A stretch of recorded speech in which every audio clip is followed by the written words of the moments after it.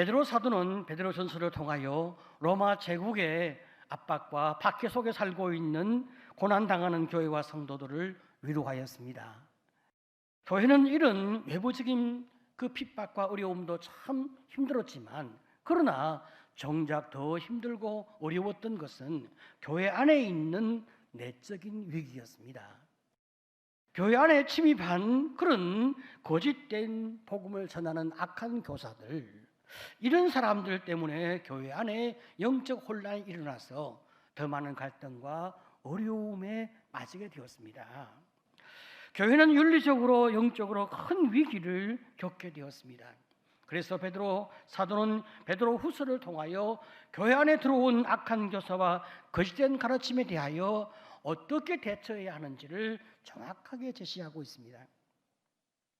1장에서는 성도의 신앙과 성숙에 대해서 말씀하고 있고, 2장에서는 이단에 대하여 경고를 주고 있으며, 마지막 3장에서는 예수님의 재림에 대한 확신과 소망을 제시하고 있습니다. 이런 맥락에서 베드로 후서는 예수를 아는 것이 얼마나 중요한지를 거듭 강조하고 있습니다. 예수님을 잘 알아야, 복음을 잘 알아야 이단에 넘어가지 않을 수 있기 때문입니다. 1장 2절을 보게 되었으면 하나님과 우리 주 예수를 알므로 은혜와 평강이 너희에게 더욱 많을지어다. 베드로후서는 곳곳에서 알을 강조합니다.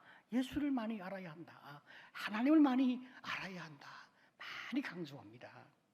뿐만 아니라 우리의 모든 구원과 축복과 은혜도 다 예수 그리스도로 말미암아 우리에게 주어지기 때문에 예수를 더 많이 알 때, 그 은혜를 더 많이 알 때 얼마나 우리가 풍성해지는지 그것을 강조하는 거예요. 아는 만큼 보이고 아는 만큼 얻고 아는 만큼 형통해지기 때문입니다. 더 나아가서 하나님 우리에게 보배롭고 지극히 큰 약속을 주신다 말씀하고 있는데, 그 약속이 무엇입니까? 그것은 신의 성품에 참여하게 하시는 약속입니다.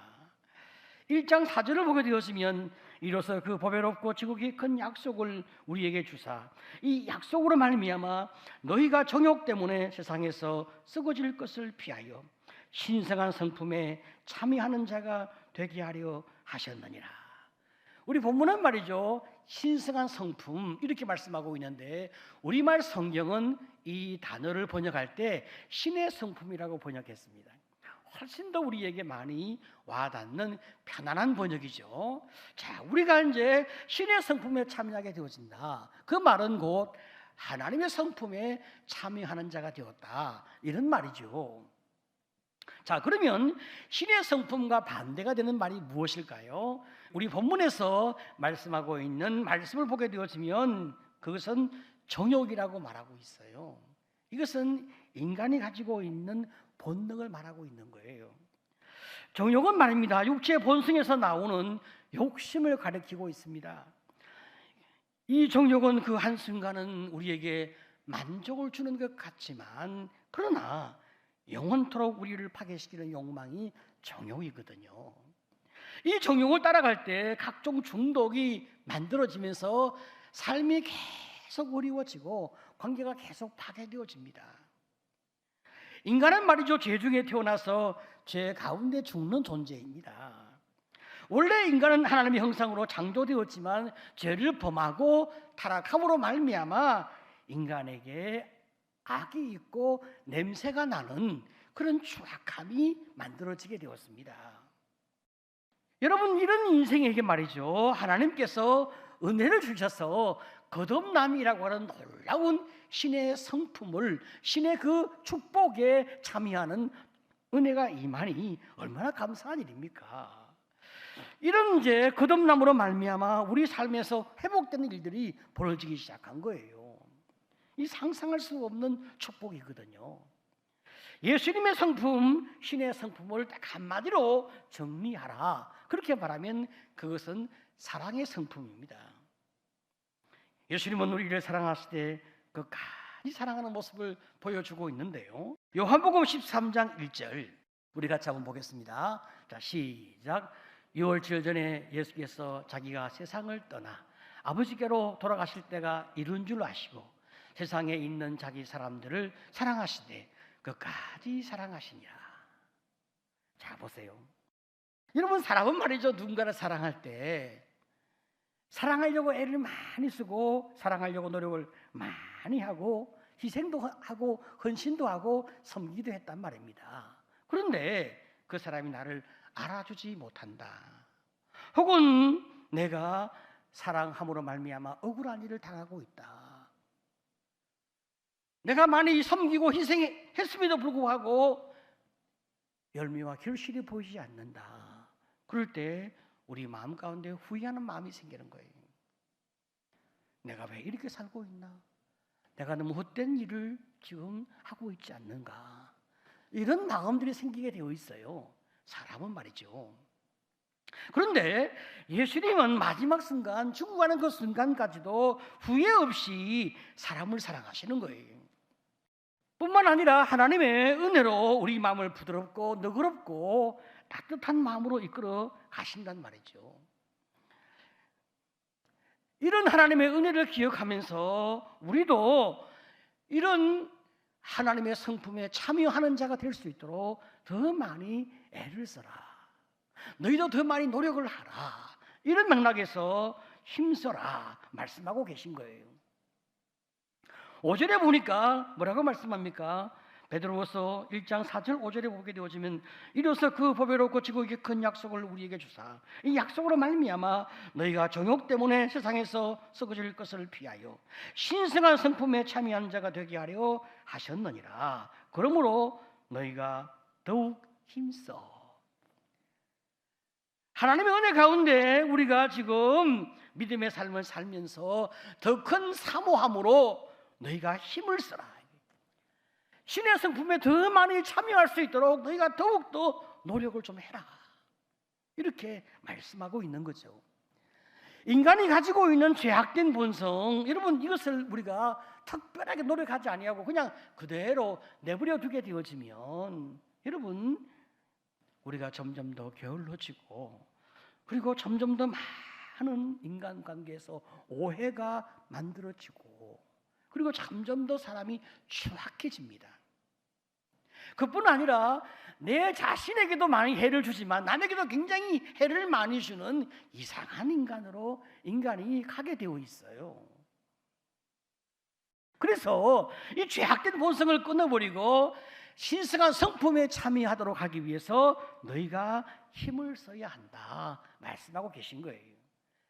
여기 힘을 써야 한다라고 말씀하니까 뭐 종교 생활을 열심히 하라 그런 이야기가 아닙니다. 하나님의 성품이 우리 인격 속에 자리를 잡도록, 그래서 우리가 자꾸만 예수의 인격을 닮아가도록 분명한 방향성이 있는 노력을 하라고 말씀하고 계신 거예요. 우리가 이를 위해서 목장교회에서 함께 예배드리고 삶을 나눕니다. 또 성경 공부를 합니다. 기도 생활을 합니다. 봉사를 통하여 우리가 노력을 합니다. 이 모든 과정에서 우리의 이기성을 버려가는 훈련과 연습을 합니다.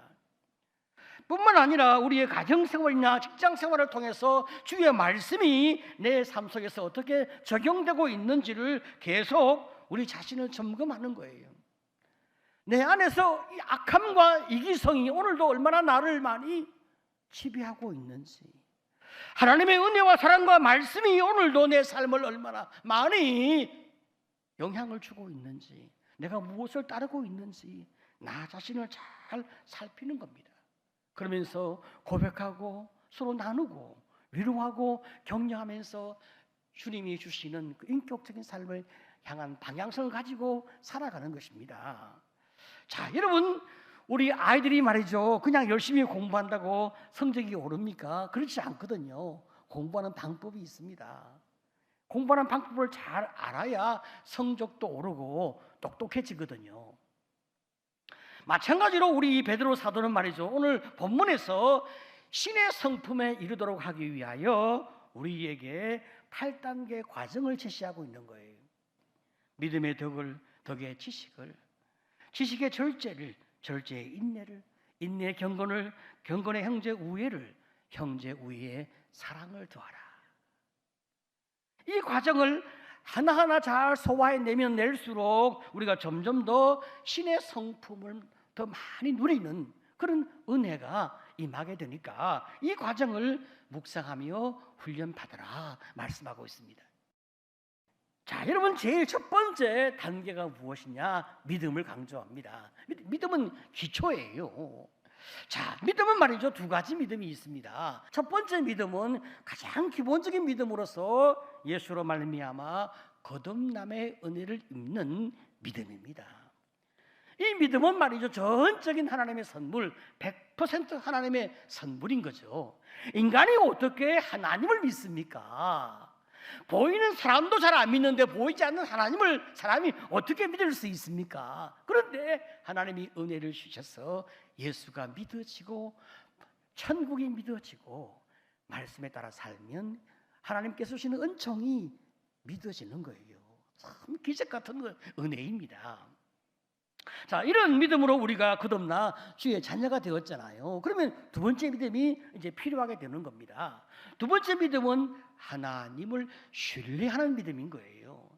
첫 번째 주시는 그 은혜로 말미암아 우리가 이제 주님을 아는 자가 되었고 눈을 떠서 예수를 붙잡는 자가 되었으니까 주님께 나를 더 많이 맡기는, 말씀에 의지하여 더 많이 하나님을 알아가면서 나를 주님께 의탁하는 그런 신뢰의 믿음을 더 많이 우리가 만들어가는 것입니다.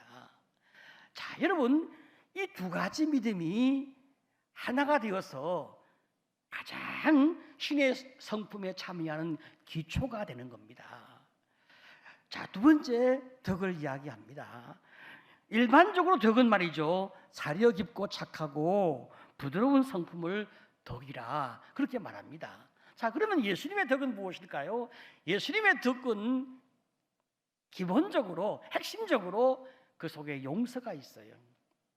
하나님이 주시는 용서, 그 용서를 우리가 말과 우리 삶에서 베푸는 이런 실천적인 따뜻함과 부드러움, 용서가 동반된 진정한 그런 이 베품이 바로 주님이 말씀하고 있는 덕입니다. 세 번째는 지식인데요, 지식은 성도가 하나님의 뜻대로 살아가면서 필요한 그런 지혜와 통찰력을 말하고 있습니다. 이 지혜와 통찰력은 말씀을 공부하면서 우리가 점진적으로 알아지는 것입니다. 여러분, 덕만 있으면 다른 사람의 잘못을 객관적으로 잘 보지 못하고 그냥 무조건 다 좋게 보고 덮어주려 하는 마음이 생깁니다. 자, 그런데 지식이 있는 덕은 말씀에 근거하여 선악을 구분하고 죄와 악을 구분하는 거예요. 덕에 근거하여 지식을 적용하기 때문에 죄는 미워하되 죄인은 용서하고 사랑해주고 이끌어주는 또 그런 은혜를 끼치는 겁니다. 절제는 무엇입니까? 절제는 욕망이 추구하는 방종을 다스리는 힘이거든요. 여러분, 우리가 하나님의 은혜를 깊이 알고 누리게 되어지면 우리 안에 하나님의 은혜가 흐르고 그리고 자유가 흐르고 용서가 흐릅니다. 그러면 필연적으로 방종이 나타나게 되어 있습니다. 사람이 가지고 있는 그 연약함과 악한 본성 때문에 하나님이 이렇게 우리에게 은혜와 용서와 자유를 주시니까 그냥 내가 내 마음대로 더 살아도 되지 않을까, 이런 방종이 흐를 수 있어요. 하나님이 주신 그 자유와 용서와 은혜를 이기적으로 더 많이 누리고 싶은 마음이 있는 거예요. 그러므로 지식의 절제를 더할 때 방종이 아닌 적절한 다스림으로 자기를 잘 부인하고 자기를 잘 세워가는 그런 주님의 성품이 우리 안에 있게 되어지는 겁니다. 인내는 무엇입니까?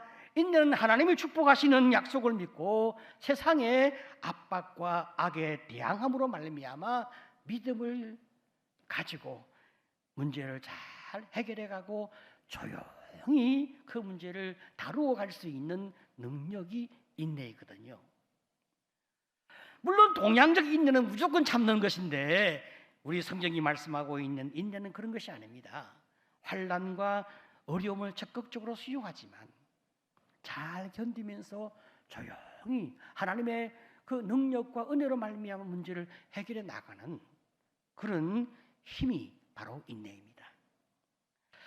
경고는 무엇입니까? 경고는 삶 속에서 하나님의 성품에 참여하는 것입니다. 다시 말하면 세상에서 구별된 삶을 만들어내는 것입니다. 세상은 돈과 명예와 권력을 향하여 달려가고, 그리고 이것을 얻기 위해서 남을 속여도 된다고 하는 이런 악한 가치관으로 살고 있지만, 우리는 그 속에서 주의 말씀으로 자기를 잘 지키면서 선으로 악을 이겨내는, 그래서 하나님의 영광을 드러내는 이런 아름다운 성품을 가지는 것입니다. 바로 이것이 경건입니다. 형제 우애는 무엇입니까? 형제 우애는 믿음 안에서 한 형제된 성도 간의 아름다운 교제를 말하고 있습니다.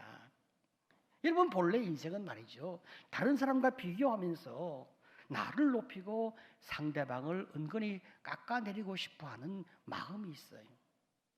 자, 이런 본성이 말이죠, 부부 관계에 영향을 주고 형제 관계에 영향을 주고 친구 사이에 영향을 주어서 상대방을 깎아내리면서 나를 좀 은근히 내세우는 이런 말과 행동을 보여줍니다.